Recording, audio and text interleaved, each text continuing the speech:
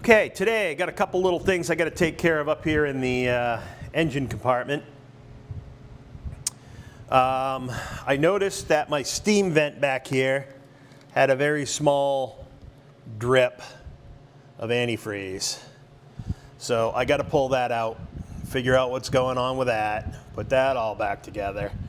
The other thing I've got to do is I'm going to pull off these brackets here that hold the booster to the firewall. If you look at this, I've got I believe, a bit of a clearance issue here.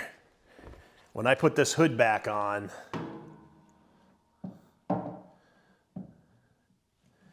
that is not going to clear.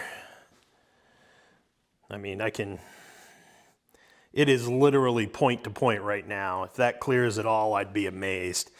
But I'd also like to clock that down just a little bit. I don't want to screw up the angle on the booster, but I'd like to clock that down to get just to level that out a little bit more.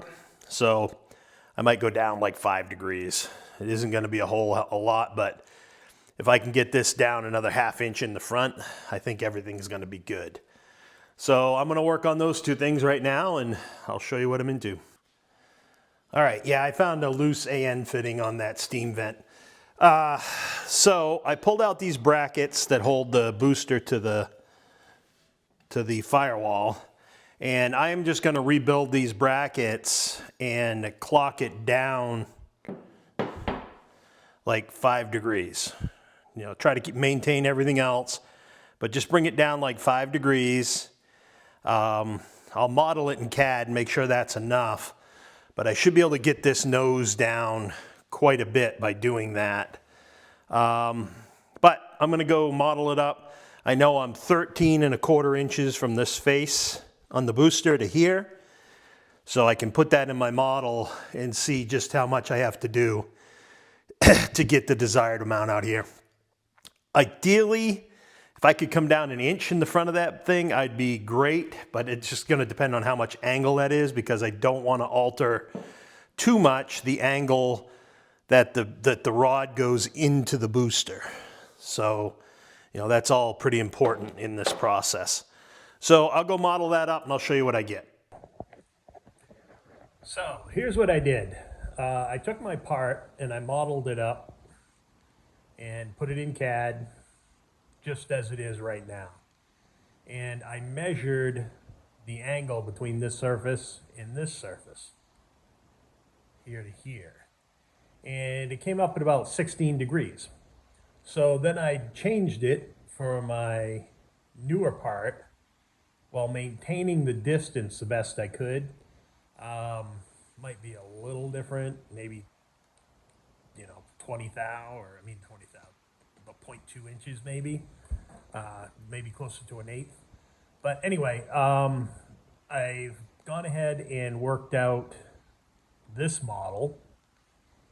And if I take this and flatten it,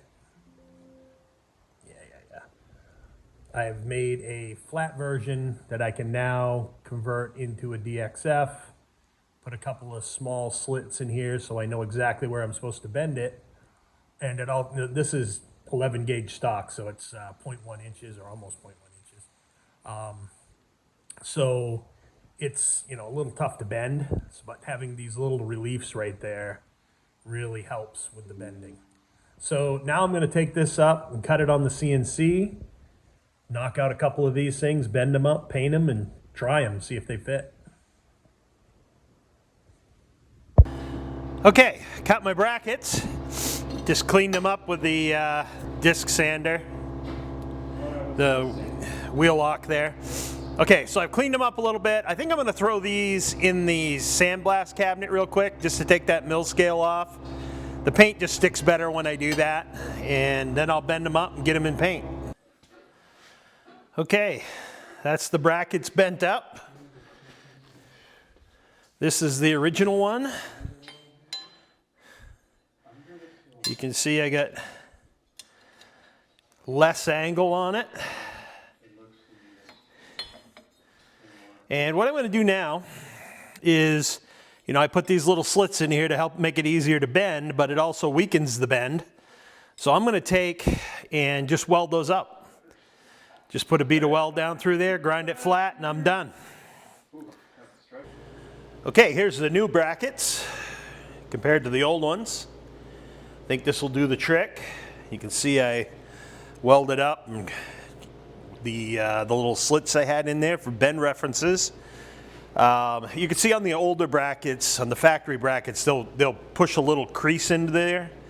And what that does is it helps solidify the corner, the bend, so it won't try to straighten out on you. That weld will effectively do the same thing. You'd have to literally compress that weld to get that bend to come out of it. So, and I think we all know that isn't going to happen. So these should be ready to go back on. Let's see how they fit. All right, so that's all back reassembled. That all looks good. My pedal didn't even change, so that's best I could hope for. And I am extremely happy with this. I mean, this was about a ½ inch before, and I think I'm close to 2 inches right now. So I probably could have gone a little less, but yeah, I'm like 1.7 inches. I probably could have gone a little less, but I'm actually okay with this because it gets the fluid more level in here. This thing at the extreme angle it was at was a real pain because it had very, very little fluid in the front chamber and the back chamber was overflowing. So I put a little plug in between the two chambers, but I could probably take that out now. But anyway, that looks good. I'm very happy with that. Everything clears, everything fits. My metering block interfere a little bit here, but just to give it a little tweak and it was fine. So pretty stoked. That's going to work out good. I'm going to wrap this video up here, but I would, you know, this was a setup made specifically for the Gen 1 F bodies, and it was just clearly too high. Not really sure how that would work out, or how it could work, but I know I did extend out a little bit here in this plate, which was the plate for the clutch master cylinder. But that only brought it out a little over 1/4 inch probably. Certainly not enough to account for that height interference with the hood. So I would recommend doing this. I would also recommend that brake booster affair came from Jegs. I would probably also recommend that they change that bracket a little bit. Take even if it was 2 or 3 degrees out of it instead of the 5 that I took, that would probably be plenty. But it is what it is. It works. Now I've just got to finish setting that up. This switch right here is tripped. This is the emergency, the warning light switch when one side or the other runs out of fluid or goes dry, and it just pushes a little plunger towards the other side, which trips the ground. So I've got to figure out why that is, because I've got brakes front and rear right now, so I don't really understand that. I may have to take it apart to reset it. But we'll see. Okay, that's it for this video. Got to move on to something a little more fun.